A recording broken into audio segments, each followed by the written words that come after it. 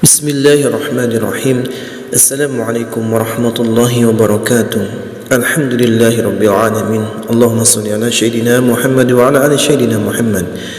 Sahabat yang beriman, pertama-tama marilah kita memanjatkan puja dan puji syukur kita kehadirat Allah Subhanahu wa taala, yang mana atas limpahan rahmat, hidayah dan inayahnya kita semua hingga detik ini masih bisa dapat bernapas, masih bisa dapat menjalankan aktivitas kita, masih bisa dapat memperbaiki diri kita dan menambah pundi-pundi amal kita untuk menjadi bekal kita menghadap Allah Subhanahu wa taala. Kemudian selawat beriringkan salam selalu kita sampaikan kepada junjungan kita Nabi besar kita Muhammadin sallallahu alaihi wasallam. Sahabat yang beriman, dalam kesempatan ini kita akan mengulas tentang rahasia seseorang bangun di sepertiga malam.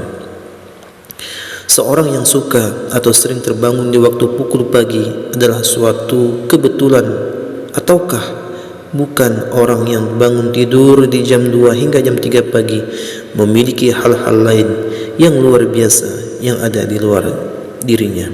Ternyata orang-orang yang suka bangun pagi jam 2 sampai jam 3 pagi, di mana ternyata mereka bukanlah orang sembarangan, mereka dibangunkan oleh malaikat. Artinya, menurut Islam mereka memiliki suatu keistimewaan. Pernahkah Anda bertanya, mengapa akhir-akhir ini sering terbangun antara jam 2 hingga jam 3 pagi? Tahukah Anda jika hal tersebut sebenarnya mengandung maksud ataupun fenomena spiritual tersembunyi? Di dalam dunia spiritual, jam-jam tersebut dikenal dengan waktu sepertiga malam atau waktu yang sakral, karena pada rentang waktu tersebut energi dari alam semesta sedang berada dalam kondisi puncaknya. Sinyal-sinyal energi alam semesta pada jam-jam tersebut sangat jernih dan tenang karena minim dengan gangguan yang berasal dari energi, aktivitas dan pikiran manusia. Berikut ini adalah beberapa keistimewaan orang yang suka bangun antara jam 2 hingga jam 3 pagi. Yang pertama, kembali dari perjalanan spiritual. Ketika Anda terjaga di antara waktu tersebut, kemudian mampu mengingat semua peristiwa mimpi yang baru Anda alami, maka Anda baru saja kembali dari perjalanan spiritual. Anda mimpi yang dikategorikan sebagai perjalanan spiritual ini sebaiknya tidak diabaikan begitu saja, karena biasanya banyak membawa maksud ataupun petunjuk dari alam semesta. Pada jam 2 hingga jam 3 pagi adalah juga waktu di mana entitas spiritual yang terhubung dengan Anda mencoba menunjukkan eksistensinya, yaitu salah satunya dengan masuk ke dalam bawah sadar melalui mimpi. Entitas spiritual yang terhubung dengan Anda bisa berupa makhluk halus yang menempel khodam, pendamping ataupun korin dari leluhur Anda. Makhluk-makhluk halus ini juga bisa membawa Anda dalam perjalanan spiritual. Namun ketika mereka gagal untuk menyusup ke dalam alam bawah sadar Anda, maka Anda akan mengalami yang dinamakan dengan tindihan atau sleep paralysis. Gagalnya entitas gaib untuk masuk ke dalam alam bawah sadar Anda dikarenakan pada saat itu tubuh Anda mengeluarkan semacam aura pelindung, sehingga mengakibatkan berbenturan energi yang membuat tubuh menjadi kaku dan tidak bisa bergerak. Tujuan dari makhluk halus masuk ke dalam mimpi selain untuk menunjukkan eksistensi juga menjadi media bagi mereka untuk berkomunikasi, seperti untuk memperingatkan, memberi petunjuk dan lain-lain. Kemudian yang kedua, diangkat derajatnya oleh Tuhan yang Maha Kuasa. Ketika hidup Anda sedang berada di dalam keterpurukan dan Anda mencari jawaban melalui doa serta ibadah, kemudian pada jam hingga jam 3 pagi Anda sering terbangun dengan sendirinya, maka artinya akan segera datang solusi dari penguasa alam, yaitu Allah Subhanahu wa taala. Doa yang sering Anda panjatkan kepada Tuhan pada dasarnya merupakan suatu bentuk energi positif yang dilepaskan ke alam semesta. Ketika energi positif tersebut terkumpul kemudian mendapatkan vibrasi serta waktu yang tepat, maka akan kembali lagi kepada Anda. Gelombang energi positif yang masuk kembali ke dalam inti spiritual terkadang akan sedikit mengacaukan frekuensi gelombang fase tidur, sehingga hal inilah yang membuat anda akan terbangun tanpa sebab antara jam 2 hingga jam 3 pagi. Energi positif yang masuk ke dalam inti spiritual anda akan menjadi suatu bisikan nurani. Bersama dengan saripati alam semesta akan menunjukkan jalan keluar atau solusi dari permasalahan hidup anda. Seseorang yang bisa bangkit dari keterpurukan atau masalahnya, bisa dikatakan orang tersebut telah dinaikkan derajatnya, terutama derajat dalam spiritualnya.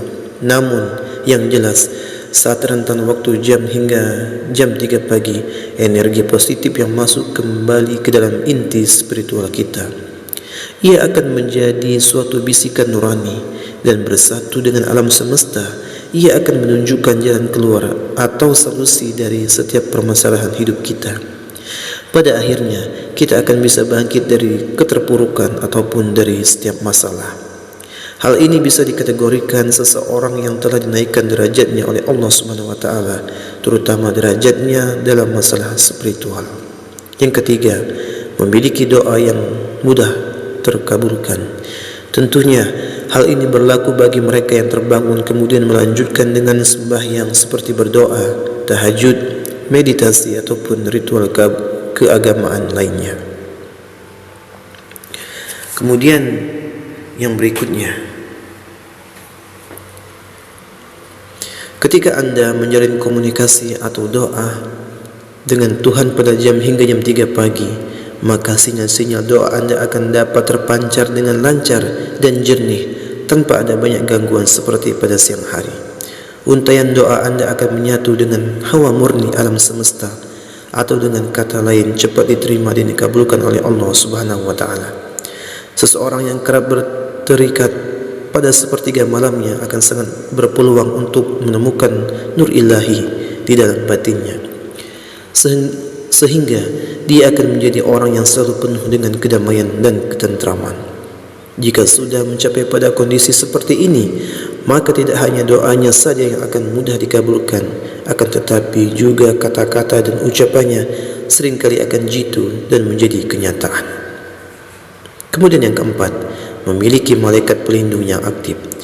Pada jam-jam tersebut, batas antara dunia manusia dengan dunia spiritual atau gaib sangatlah tipis sekali, sehingga seringkali dipakai oleh para entitas gaib untuk menyeberang ke dunia manusia.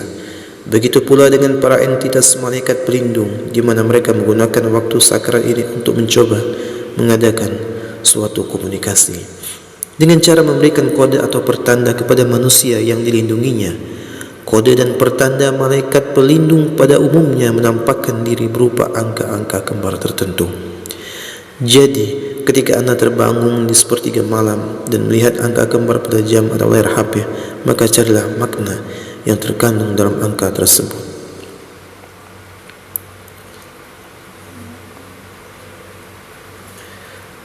Sehingga bisa jadi makna di balik angka-angka kembar tersebut akan membawa solusi atau jalan keluar pada problematika yang sedang anda hadapi. Juga bisa berupaya penggunaan eksistensi malaikat pelindung, bahwa anda tidaklah sendirian. Para malaikat pelindung ini juga akan membantu manusia yang suka bermeditasi atau lelaku ritual lainnya. Pada jam 2 hingga jam 3 pagi, mereka akan berperang dalam mengolah batin dan mengembangkan kesadaran terhadap alam semesta. Kemudian yang kelima, mengalami kebangkitan spiritual. Leluhur kita mengajarkan bahawa jika ingin mencapai suatu kesaktian, kita tentu ada syaratnya yang harus ditempuh. Syaratnya adalah dengan mengendalikan hawa nafsu. Salah satunya adalah nafsu untuk tidur. Ketika seseorang lebih banyak terjaga dan ditambah dengan pelaku spiritual tertentu, maka hal tersebut akan bisa merangsang titik-titik cakra di dalam tubuh untuk terbuka dan aktif kembali, terutama titik cakra dasar. Cakra dasar adalah cakra yang menjadi pondasi dari cakra-cakra lainnya. Cakra dasar yang terbuka dan aktif akan membuat kita bisa merasakan fenomena yang terjadi di alam semesta, sehingga kita akan lebih peka dan tajam firasatnya. Jika anda lebih banyak terjaga daripada tidur, kewaspadaan anda akan semakin sensitif dan meningkat, sehingga Anda akan tahu jika ada sesuatu hal buruk yang akan terjadi, misalnya ketika ada kiriman santet ataupun guna-guna. Santet atau guna-guna kemungkinan besar akan gagal mengenai targetnya apabila di dalam rumah tersebut masih ada orang-orang yang terjaga. Itulah mengapa leluhur melarang untuk tidur sore-sore. Itulah tadi sahabat, mudah-mudahan bermanfaat. Mudah-mudahan kita semua selalu dapat lindungan dari Allah Subhanahu wa taala. Mudah-mudahan kita dimudahkan untuk bangun di sepertiga malam untuk melaksanakan salat seperti salat tahajud dan salat-salat lainnya. Mudah-mudahan kita semua diangkat derajatnya oleh Allah Subhanahu wa taala. Amin amin ya rabbal alamin. Saya akhiri,